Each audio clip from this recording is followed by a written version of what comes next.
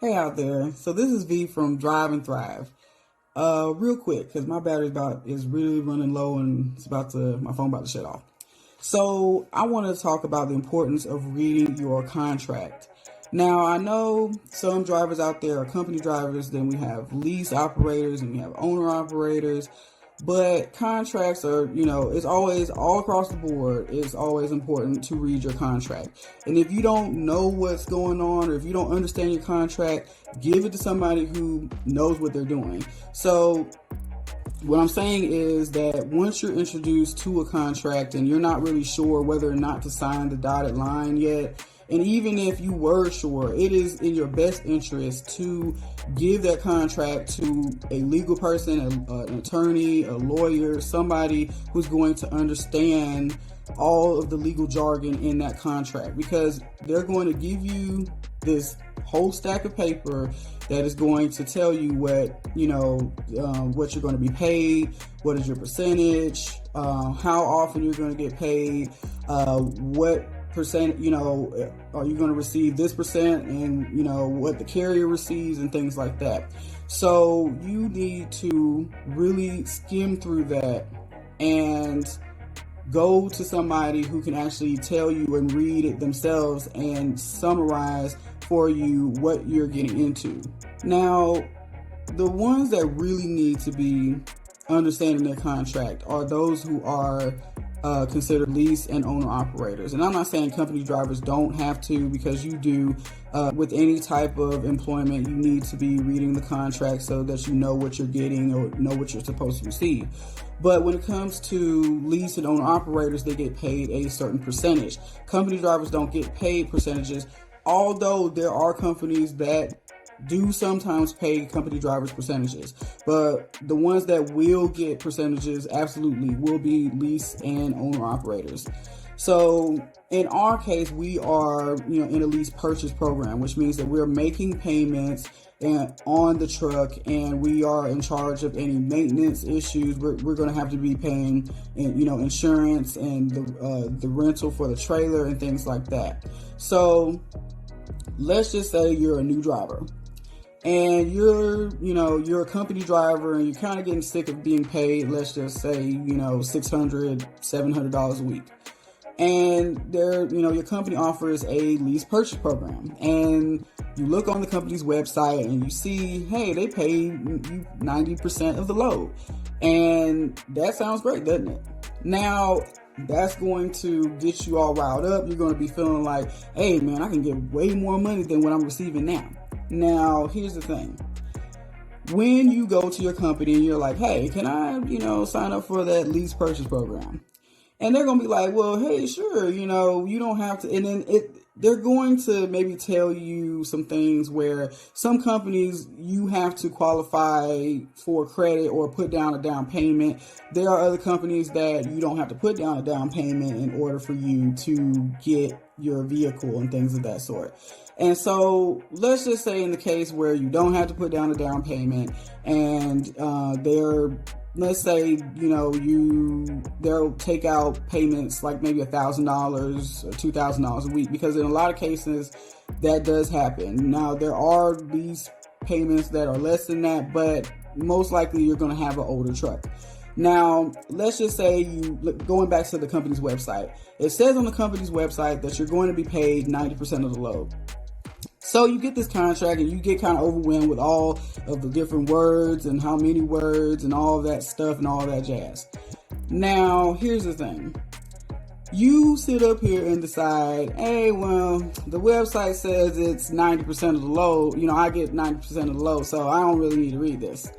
And so then you end up signing the dotted line and you did not read the contract. So now, all of a sudden, you're looking at you get your first paycheck, and then you start looking at your statement, and then you start realizing that you did not receive 90%. Now, here's the thing. When you get all upset, you get angry and things like that. Then you start calling the company, you want to cuss some people out, whoop-de-whoop-de-whoop. And the thing is, you did not read where it told you that in order for you to receive 90% of the load, or you didn't read the part on the website, in order for you to receive 90% of the load, you would need to receive an older truck, maybe 2015 or older. But when you signed the contract, instead, you signed or checked the box where it said that you wanted a 2020 or 2021 or newer truck. And in that case, you only receive 85%. And that does happen a lot of times. So now you're sitting up here, representing yourself as like an irate trucker and things like that, only cussing people out and everything, getting all upset, and all that lady and all that man is going to do is be like, sir, just read your contract. And you're going to read your contract finally after the fact, and then you come to find out, oh, well, I did check that box because you didn't read. And so now you looking like some crazy irate person, and all you really needed to do, you coming up on the phone like the Hulk, and then all you needed to do was read your contract the whole entire time. And if you didn't, all you had to do, was read it and then look down there where it told you, hey, do you want to be paid 90% or 85%? And just because you saw maybe that one part where it said, oh, I can get a newer truck, you check that box instead. So stuff like that does tend to happen. And it's quite unfortunate, but, for a lot of drivers out there, it was a lesson learned. All right, so another thing about your contract. You will want to make sure that your contract actually says or gives some type of phrasing to where it says that you can walk away from that lease.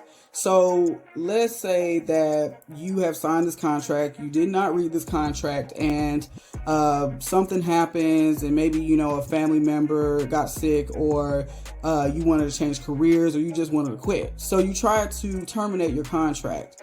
Now, there are cases where you could, terminate your contract and you get off scot-free. But that's only if it says it in the contract. Now, there are other times where it will tell you, okay, if you terminate this contract, you have to pay a penalty. And the penalty could be $2,000, $5,000, $6,000. And, depending upon if you did save and you did, the responsible thing, you could cover that. But there are times where there have been contracts where it makes it really hard for you to get out of without paying a huge amount of penalties. And in some cases, they might want you to pay 6 months worth or even like the rest of the payment. And that's when you end up getting screwed. And you don't want that to happen. And that is why you read your contract, because you do not want to be screwed. None of us do. So, also, it is important to realize that you can't do everything yourself. So, if you don't understand what it says when in Section A, Clause B-C, go give that to somebody else. Like I've said before, give it to a lawyer, give it to somebody who is going to be able to read that contract and give you and tell you in layman's terms what that contract meant. And so you don't have to sign that dotted line immediately, because that should be one of those red flags. If the company set up here and tries to push you to try to sign the contract all in one day, they're not like, oh, sure, just take the contract, look over it and stuff like that. Then maybe you need to be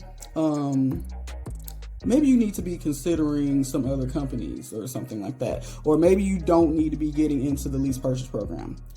Because of course it gives them more money on their end. They're not having, with lease purchasing, they don't have to cover, the cost of fixing your truck when you have breakdowns. They don't have to pay for your truck in emergencies. They don't have to pay for, the fuel cost. Like, they do give you a fuel card, but you'll end up still paying that cost because it's going to come out of your statement. So, do your due diligence. Read the damn contract. Have a nice day.